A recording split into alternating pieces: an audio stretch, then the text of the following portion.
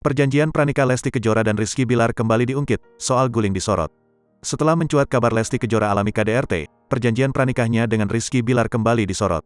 Pasalnya diketahui pasangan Lesti Kejora dan Rizky Bilar pernah membuat perjanjian saat memutuskan akan menikah. Di dalamnya terdapat 6 poin yang disepakati oleh pasangan tersebut. Di antaranya mereka akan saling terbuka terkait dengan password ponsel, ATM, hingga media sosial. Lesti Kejora juga ingin selalu dihubungi suaminya melalui video call, merayakan hari pernikahan setiap bulan disertai pemberian bunga, dan saling meluangkan waktu di tengah kesibukan. Sementara itu, Rizky Bilar tak ingin ada guling di kamar mereka serta selalu ingin mencium kening istrinya sebelum berangkat kerja. Hal tersebut juga pernah disampaikan oleh pasangan suami istri ini di acara Rumpi beberapa waktu lalu. Kami yang bertanda tangan di bawah ini, nama, Lesti Kejora. Nama, Rizky Bilar. Dengan ini menyatakan bahwa kami berjanji akan saling terbuka setelah menikah, bunyi isi perjanjian pranikah tersebut. Bentuk keterbukaan itu antara lain saling memberitahukan PIN ATM, password handphone dan password media sosial, sambung mereka. Demikian surat perjanjian ini kami buat dalam keadaan sehat, jasmani dan rohani serta tanpa ada paksaan dari pihak manapun, lanjutnya.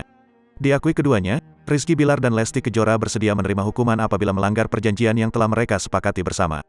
Bila mana kami melanggar perjanjian ini, kami bersedia menerima hukuman sesuai peraturan dan kesepakatan yang berlaku yang melibatkan saksi-saksi, katanya.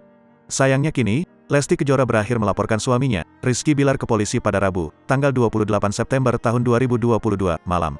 Pasalnya, ia mengaku mendapatkan kekerasan seperti dibanting dan dicekik. Bahkan perempuan 23 tahun ini juga sempat diseret ke kamar mandi.